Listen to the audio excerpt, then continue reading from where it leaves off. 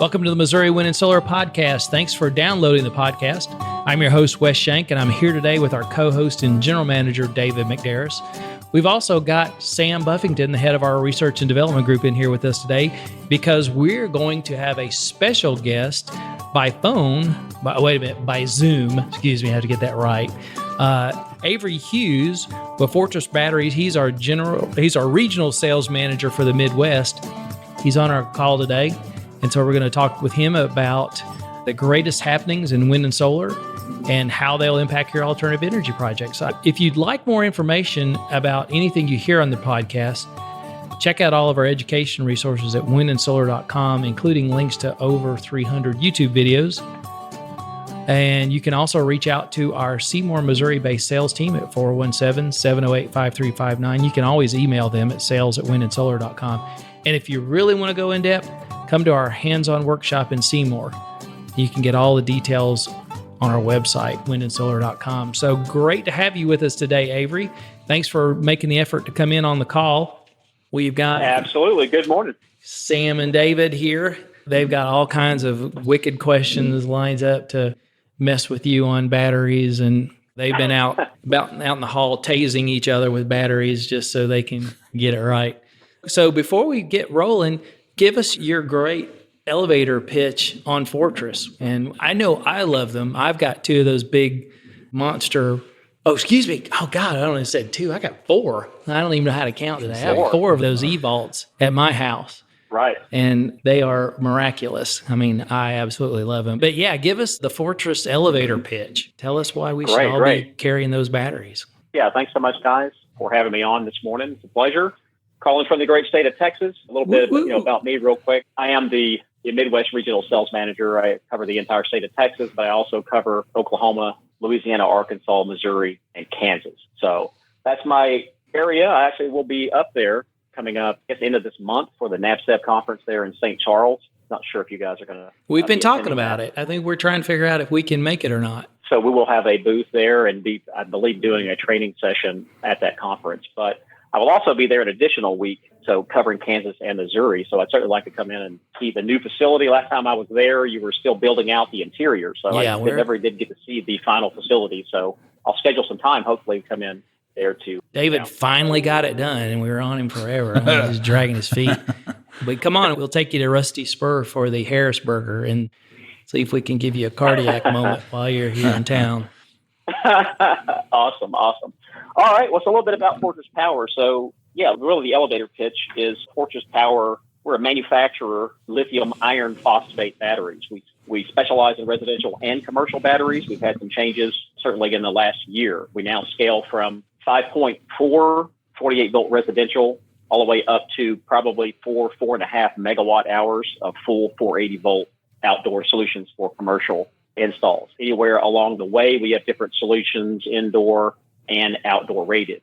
Now, a key differentiator with Fortress Power, really is the component mixture in our batteries. So we use only the highest level tier 1 automotive prismatic cells, digital processor-based BMS. It's just the greatest and latest technology that's out there in our batteries, and try to offer that at the most affordable price. Now, are we the cheapest battery out there? Absolutely not. If your buyers or homeowners or whoever it is, if that is their sole buying indicator or factor is price, it's not where we're going to shine. If someone cares about 10 years of warranty or 8,000 cycles out of their batteries and not having to worry about their batteries and service them, that's certainly where we shine here at Fortress Power. Yeah, I went from, at my house, we had the true prismatic cells, and we put some the daily BMSs on there and put that together.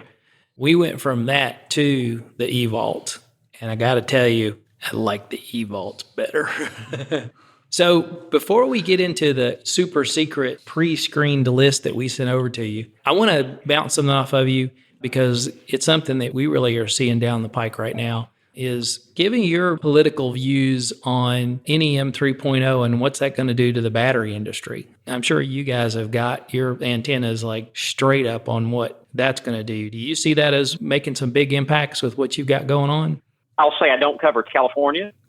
Okay, so that's not, isn't that just a California? Yeah, but the thing we see is that's going to put a huge demand out there for batteries, period. Right.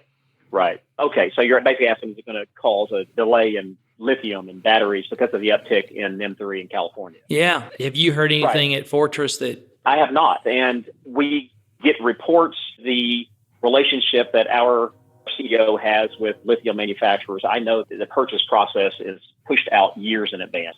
So I know that Fortress Power has lithium procured and paid for a number of months or even years out. I don't think there's any concern right up front with an M3 causing a shortage on our batteries. Now, you may or may not, because this is something we really kind of keep an eye on the edges. They're doing something similar in Arkansas. I don't know if you had heard that or not. They are going from where they had one-to-one net metering. Net metering. And now they're going to change that up. Have you heard about that too? I have heard mentionings of that. I mean, Louisiana and Arkansas both. Louisiana certainly, I believe, has some of the cheapest electricity rates in the United States. And so I don't see a lot of our batteries in Louisiana. Arkansas definitely is better. There's some certain growth. I'm seeing a lot more attach rates and companies popping up doing solar battery installs in Arkansas.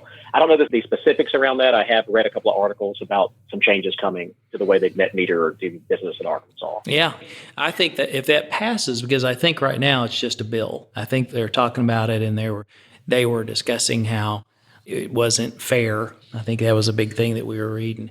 In our little world that we move in here, it certainly looks like that's going to drive a lot of battery sales, because what am I going to do? Am I going to sell my power back to the power company? I don't want to say at a loss, but at certainly 75%, 50% of what I was getting before? Or do I want to bank that so that I don't have to buy it back at 10 o'clock for twice what I was getting paid to generate it? It just seems like people are going to look at that and say, well, screw that. I'm going to go buy some batteries and I'll get through the night on my batteries and not buy anything. That's what I see happening. Right. I think there's that sweet spot, right? There's some point to where it makes the most sense to add battery backup. Yeah. Right. If you're getting one for one, then it doesn't make sense. Right. Unless you've got other reasons. Except for backup. Right. Unless backup, right. Yeah. Power backup.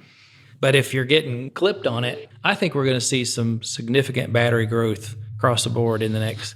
Yeah, I think one thing you're going to see with battery growth is just and Mark, hello. I didn't say hello. Wes got onto me last time, so I didn't say Avery. Oh, Avery, sorry.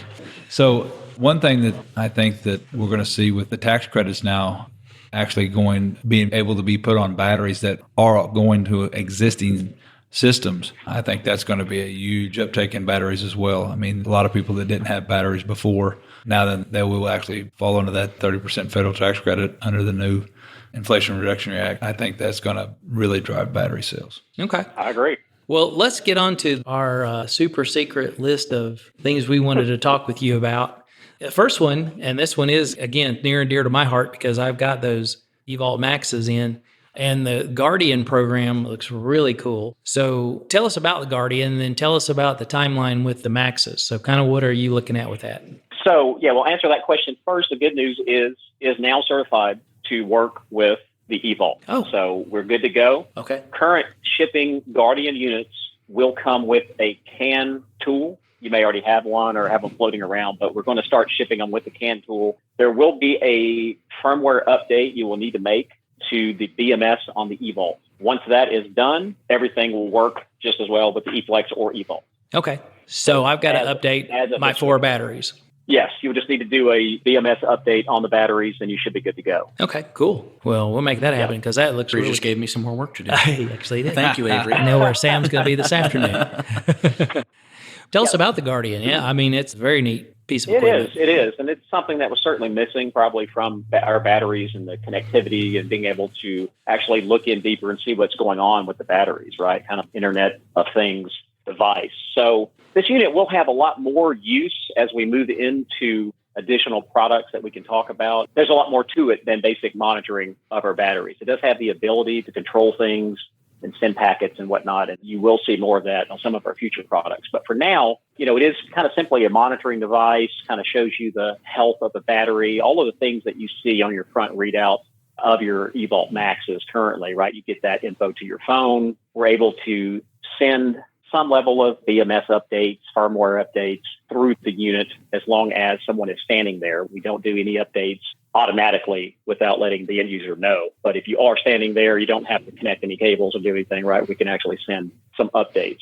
We do have live tech support through that unit as well, so we can see what you see or what the homeowner sees at the same time and real-time chat on your phone about what's going on with the general health of your system. We all know with tech support, I mean, it sounds kind of silly, but sometimes the old school, like when you call in to get your computer worked on, they ask you, like, is the power on, is the power off, or turn it off and back on, simple stuff like that. So a lot of homeowners, when talking to them, it's hard to get some of that data from them. So it's good to be able to see real time what's actually happening. And one of the big things that our clientele, because we do a lot of off-grid, is that it doesn't have to stay connected, correct?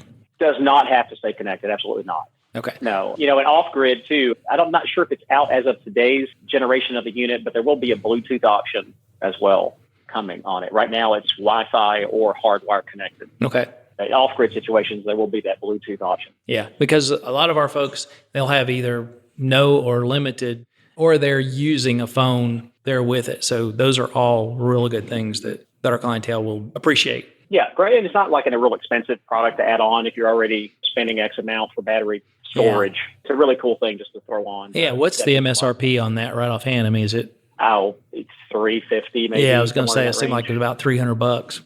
Okay, excellent. Sam, I see you itching down there to start asking Avery real questions that's not stuff that's going to give you more work to do today.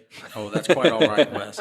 Absolutely, Avery. So once again, thank you for being here with us. So you and I had spoke whenever you were here at the facility about something here that is actually really coming into the market, and we're seeing a lot more of it with lithium batteries taking over, and that's battery heating. So what can you tell us and our customers about your recommended battery heating systems? And just tell us a little more, please. Absolutely. That's a great question. And there is certainly a push for outdoor batteries. We've seen this coming in the last 18 months or so, and certainly been making preparations for that. And when you think about putting batteries outdoors, now to back up a little bit, in Texas and in jurisdictions that have major metropolitan, let's just say downtown Dallas-Fort Worth or something like that, there's something called NFPA 855, right? And what that is the government basically putting a bunch of what they deem as smart people heads together and saying these are the rules and regulations for home solar, right? From a safety perspective, fire, any kind of hazard situations, what should it look like if you have X amount of solar in your home? And they put together all these rules and regulations. Now, in this NFPA 855, there are a few things in there that are very concerning, one of which, I forget the actual numbers right off the top of my head, but it states that if you're going to have batteries indoors, this even counts for your garage, right? Indoors or in your garage, that you would have to replace the drywall inside that room with a Type X gypsum fire retardant drywall. So that means you'd have to knock out your walls, put up this new drywall to hang batteries in that particular room. So most people are like, the heck with that. Just put them outside. I'm not going to do that. There are other regulations that go on that talk about the spacing of batteries. Like if it's 40 kilowatt hours, if it's another 40 kilowatt hours indoors, then it has to be 8 feet apart and so many inches from the wall. Most people, especially like myself here in Texas, my space is very important to me. I've got side-by-side or hunting equipment or freezers, whatever it is in my garage. My space is very important to me. I don't want somebody telling me, where I have to put these battery banks. So again, another reason just to push it outdoors. Okay. So our eFlex battery is our outdoor rated battery, has been since inception. It's a fully IP65 rated battery. It can go outdoors, does not ship with any kind of heating element in that battery. Now we've taken, in designing it, we've done what we can with the design of the battery. It's a 1/4 inch thick aluminum casing on it. It does have built-in heat sinks. Now that's the opposite spectrum. We're talking about the heat at that point and not keeping them cool. But we designed a Durarack cabinet that is currently shipping for our eFlex batteries that is also a NEMA 3R rated cabinet. So you can fit up to 4 eFlex units. That's about 21.6, call it 22 kilowatt hours of storage that can be put outdoors. Our eFlex is also recently expanded from 16 units to 30 units in parallel. So 160 something odd now kilowatt hours of outdoor rated storage in those cabinets. Now, inside the cabinets, your bus bars are included, all of your cables are included, and it also has a DIN rail inside the Durarack. So we have a solution. There's several DIN rail heater slash thermostats on the market. There is one by a company called Stego that we have looked at and tested, and we actually have installation guides on our website or info on that particular one. Doesn't mean you have to use it, but essentially what it is a bin rail heater that can connect DC right into the eFlex battery and operate, or it can be through the combiner block, or you can actually run off of AC power as well. But it's a thermostat slash fan heater that you set it to say, hey, when I hit 40 whatever degrees, let's keep everything above 40 degrees. So at 39, it kicks on, heats it up to 60 or whatever you set it at inside your cabinet. So you're good to go. So future batteries from Fortress Power, we do have a high voltage solution coming out in the near future that all of this will have built-in heat plates.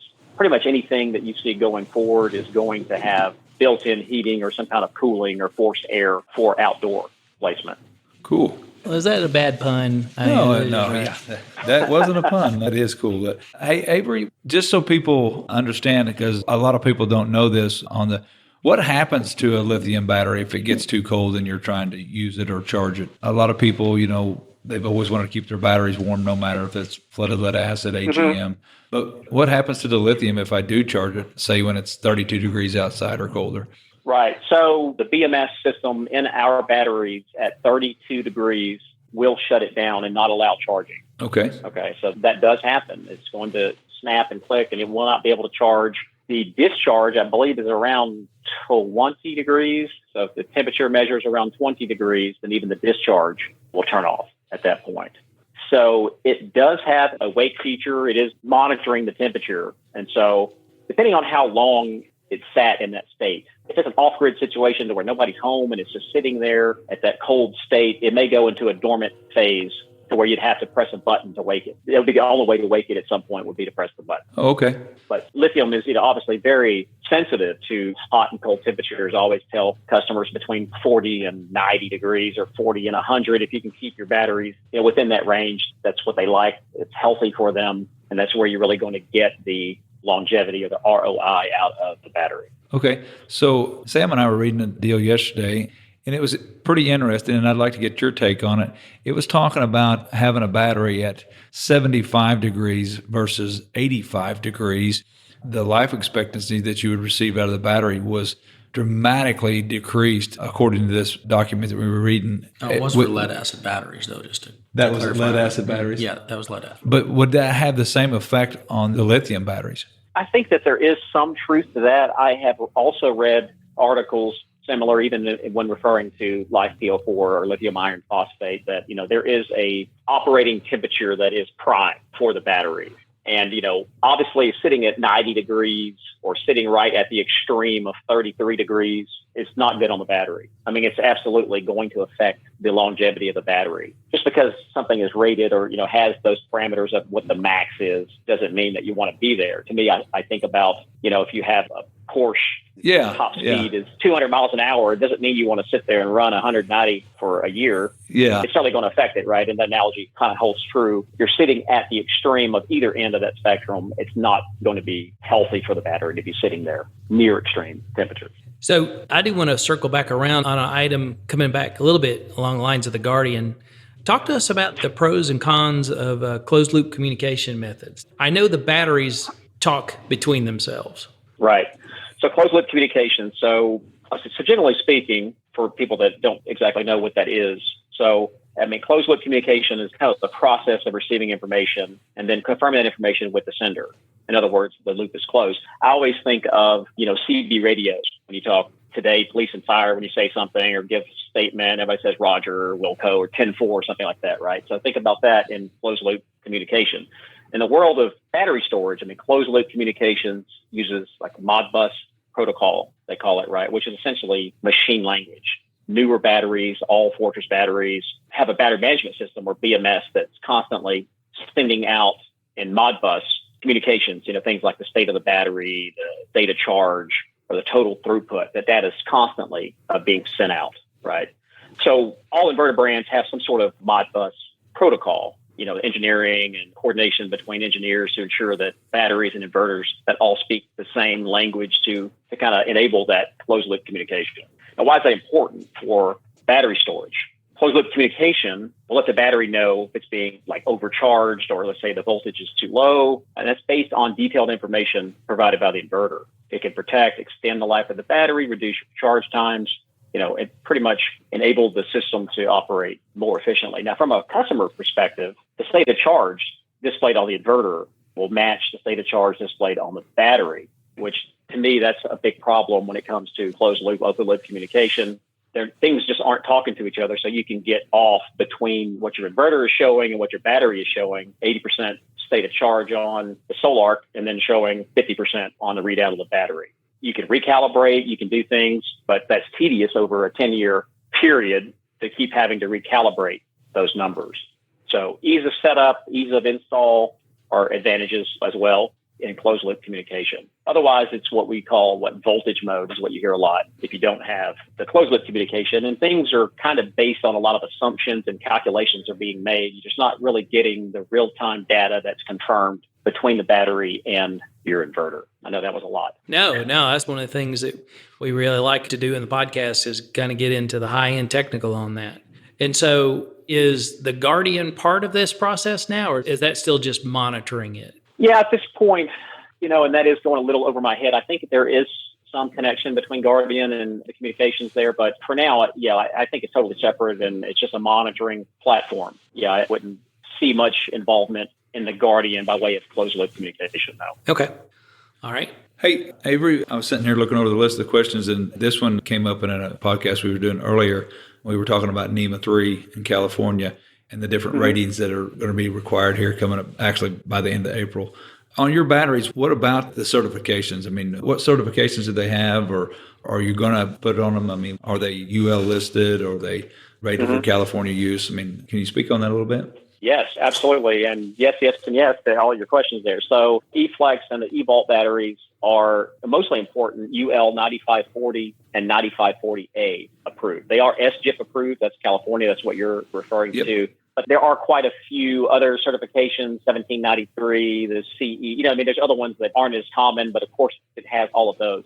Really, in today's day and age, the 9540 and 9540A is kind of what's being looked at large scale, right, from a inspector level at a jurisdiction that's going to be looking at. The 9540A is the large scale fire test. 9540 relates to batteries working together with an inverter as a complete package to be what's called like an ESS, or an entire energy storage solution certified. Think of that as a 9540. There's different versions of it, but here at Fortress, we're constantly working with UL and with those certifications to make sure our batteries have everything required. John Cromer, our director of product, that is one of his functions, is to make sure that we're looking at that in depth and detail. I'm sure that's got to be annoying with you because those are such sensational incidents in the news media about how the lithium fire and that sort of thing. That's got to be frustrating to deal with, that kind of perception that folks have about the batteries. How do you feel about the safety of the Fortress battery?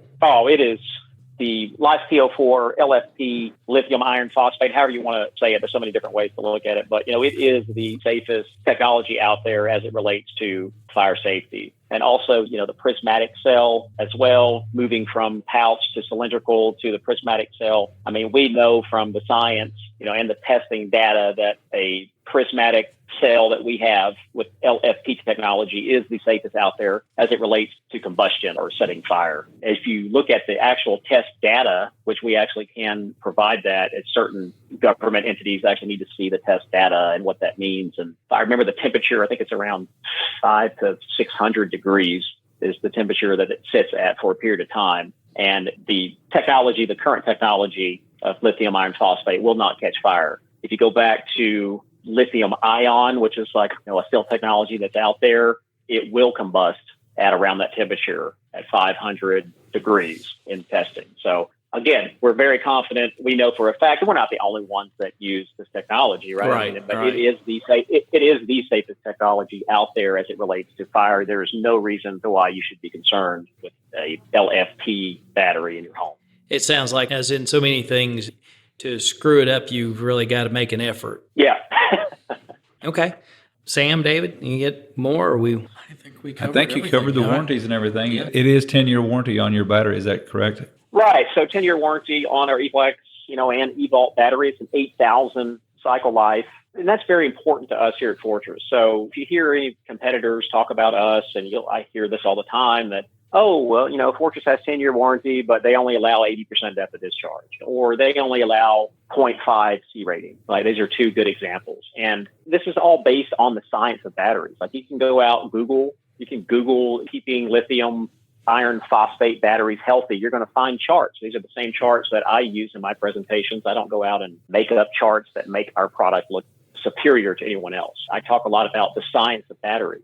And we know from the science that a 0.5 C rating can show you charts that will show you, that is kind of the optimal charge discharge rate for LFP batteries. And we know that, which is why we recommend it. That's why it's in our warranty, somewhat out of our warranty. We also know that 80% depth of discharge is a sweet spot for LFP batteries. If you can manage to do even better, I remember seeing your setup at your house, and you probably never see any kind of a 80% depth of discharge probably on those batteries. So we know if you do a 50% or less discharge, who knows the cycle life of that battery. It could be 12, 15, 16,000 cycles, which could be 20 years. I mean, we see this in the testing and the science data. So, which is why our warranty clearly states 10-year warranty, 0.5 C rating, and an 80% depth of discharge. Any variance of that, it doesn't mean your warranty is voided. I have a customer here in Texas that does big storage containers full of solar and storage, and they go set these things down in oil fields.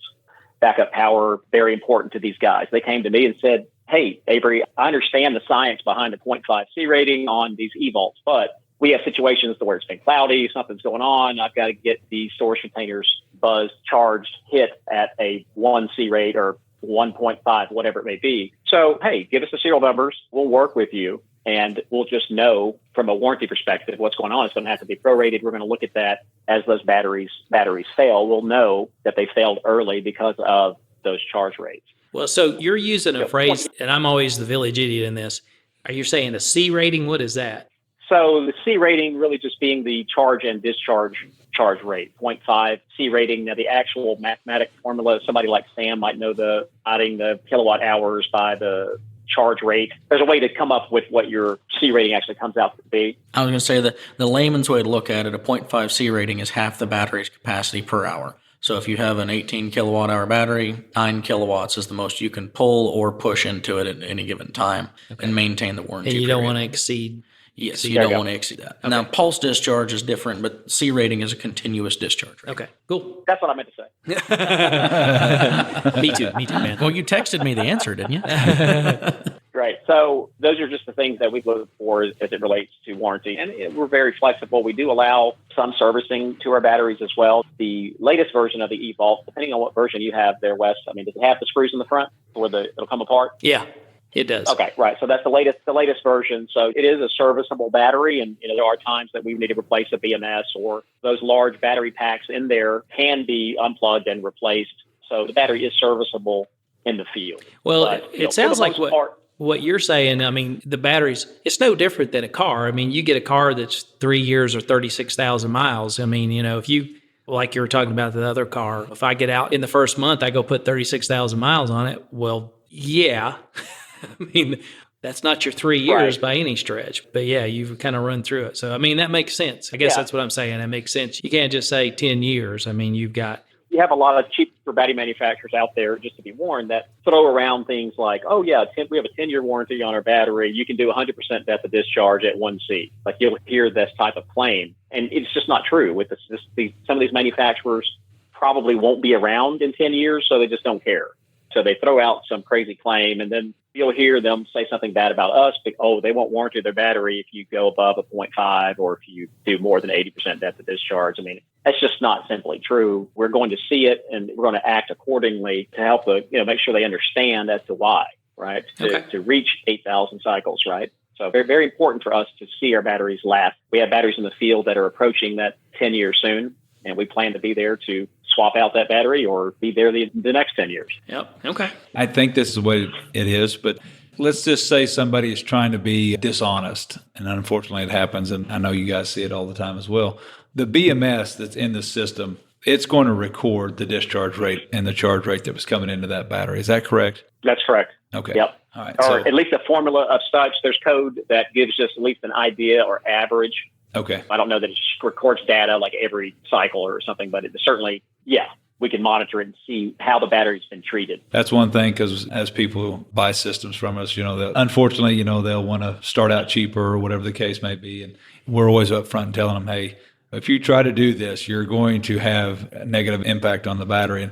And sometimes their reactions is, well, it's got a 10-year warranty. No, it won't. It's going to not have that 10-year warranty because they can see what you've done. Same way with like Midnight Classics controller, well, I'll just never tell them I put it over 200 volts and put into it. Well, they're going to see that. They know exactly what you did into that unit. So you can't reset it. You can't do anything. It's going to always show that. I like that information.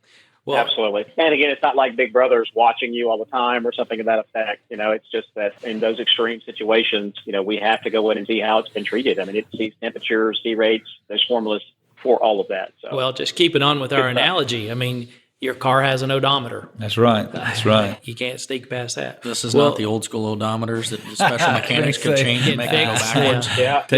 Take the glass out and roll it back. Well, highly illegal to roll back the odometer. Yes. That mattress. The fact that Sam and David both had methods on that makes me a little suspect. Hey, I'm too young to even have have had any real experience with that. I've just been told stories. Yeah, I hear you. Well, Avery, we have taken up a lot of your time today, which we really appreciate. Have you got any closing elevator pitch that you've got for Fortress that you want to leave us with today? No, I mean, just hope this was helpful, and certainly reach out to me. Helpful. You guys have all my information. If your customers want to reach out to me, I'm certainly available to talk about future products too. We didn't really have time to go over some things that we're working on here at Fortress, and I will make a point to cover that when I come through there later this month. Show you some presentations, certainly on high voltage batteries. We'd love to have you back on the podcast. I mean, we'd be glad. Okay. Battery podcasts are most popular of all. You look at our stats on the podcast, the batteries always have tons of listeners. Awesome. But once it's released over the next couple of months, once we get that released, I think it'd be a great time to come back on and really talk about the advantages of high voltage over standard 48 volts. So. Okay. But anyway, thanks so much, and reach out to us, reach out to me for any questions. Well, great. Thanks for coming, Avery. We really appreciate it, and you have a great rest of your day. Thank you. All right. Thank you, guys. Bye. Thank you. Thank you for downloading and listening to the podcast today. If you have a question you'd like to hear us discuss on the podcast, or just want to say hello, email us at radio@windandsolar.com. As always, check out our store at windandsolar.com and buy some stuff. Your financial support underwrites our educational outreach, like the podcast, YouTube channel, and local STEM collaboration. It also keeps Lucy and her doggy chicken treats. Thanks again for listening.